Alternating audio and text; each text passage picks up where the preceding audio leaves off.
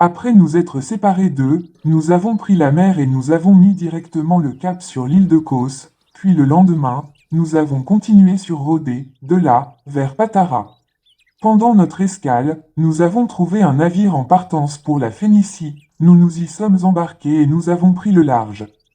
Arrivés en vue de Chypre, nous l'avons laissé sur notre gauche et nous avons continué notre route vers la Syrie, pour débarquer à Tyr où le navire devait livrer sa cargaison.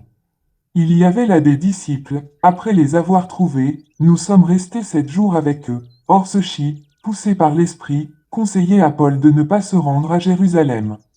Malgré cela, une fois cette semaine écoulée, nous sommes partis pour continuer notre voyage. Ils nous ont accompagnés, tous, avec leurs femmes et leurs enfants, à quelque distance de la ville. Là, nous nous sommes agenouillés sur le rivage pour prier.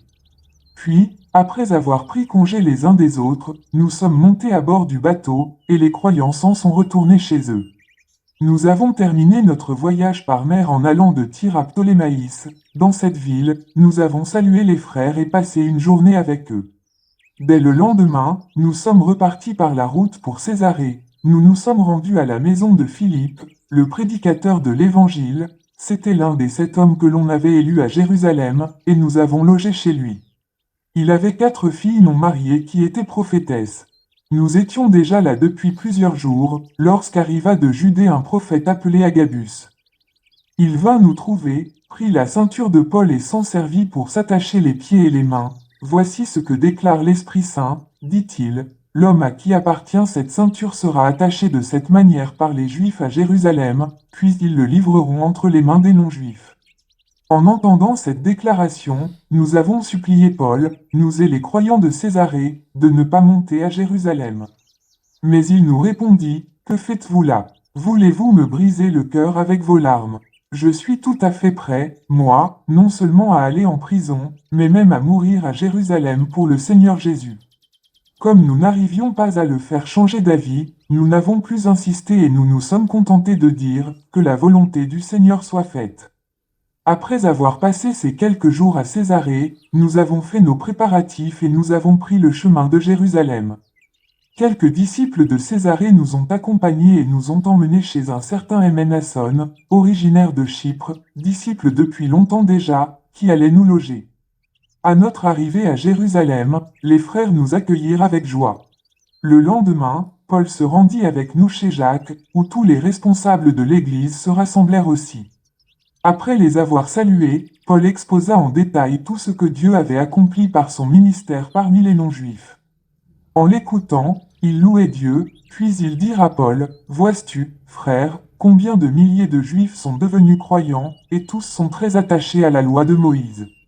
Or, ils ont entendu dire que tu enseignes à tous les Juifs disséminés à l'étranger d'abandonner les prescriptions de Moïse en leur disant de ne plus faire circoncire leurs enfants et, d'une manière générale, de ne plus suivre les coutumes juives. Que faire donc? Car, naturellement, ils vont apprendre ton arrivée. Eh bien, voici ce que nous te conseillons, nous avons parmi nous 4 hommes qui ont fait un vœu.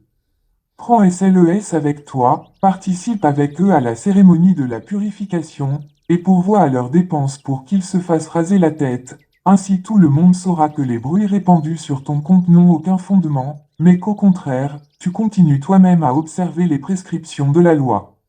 Quant aux non-juifs devenus croyants, voici les recommandations que nous leur avons données par lettre à la suite de nos délibérations, qu'ils ne mangent ni viande sacrifiée à des idoles, ni sang, ni viande d'animaux étouffés, et qu'ils s'abstiennent de toute inconduite sexuelle. Le lendemain donc, Paul emmena ces hommes et participa avec eux à la cérémonie de la purification, puis il entra dans la cour du temple où il déclara à quelle date la période de la purification serait achevée, c'est-à-dire à quel moment on offrirait le sacrifice pour chacun d'eux. La semaine exigée pour la purification allait s'achever, lorsque des Juifs de la province d'Asie virent Paul dans la cour du temple, ils ameutèrent toute la foule et se jetèrent sur lui. En criant, « Israélites, au secours, le voilà, celui qui ne cesse de prêcher partout et à tout le monde contre notre peuple, contre la loi de Moïse et contre ce temple. Et même, à présent, il a introduit des non-juifs dans l'enceinte sacrée, il a souillé ce saint lieu. » Ils disaient cela parce qu'ils avaient vu Trophime d'Éphèse en ville avec lui, et ils s'imaginaient que Paul l'avait fait entrer dans la cour intérieure du temple. L'agitation gagna la ville tout entière et le peuple accourut en foule de toutes parts. On s'empara de Paul et on le traîna hors de la cour du temple dont on ferma immédiatement les portes. On cherchait à le mettre à mort, quand le commandant de la garnison romaine fut informé que tout Jérusalem était en effervescence. Aussitôt, il rassembla des soldats avec leurs officiers et se précipita vers la foule. Dès qu'on aperçut le commandant et les soldats, on cessa de battre Paul. Alors le commandant s'approcha, fit saisir Paul et donna ordre de le lier avec une double chaîne, puis il demanda qui il était et ce qu'il avait fait. Mais dans la foule, les uns criaient une chose, les autres une autre, et le commandant ne put rien savoir de sûr de ce tumulte, alors il ordonna de conduire Paul à la forteresse.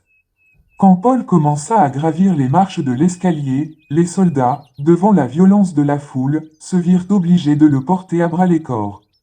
En effet, tout le peuple le suivait en hurlant « à mort ». Au moment où on allait le faire entrer dans la citadelle, Paul demanda au commandant « M'est-il permis de te dire quelque chose ?»« Comment ?» fit l'autre, « Tu sais le grec. Tu n'es donc pas cet Égyptien qui a provoqué une émeute dernièrement et qui a entraîné 4000 rebelles au désert. » Non, répondit Paul, je suis juif, né à Tars en Cilicie, et citoyen d'une ville assez importante. Je te prie, permets-moi de dire quelques mots au peuple. Le commandant lui en accorda la permission. Alors Paul, debout sur les marches, fit signe de la main à la foule. Il se fit un grand silence, et Paul leur adressa la parole en hébreu.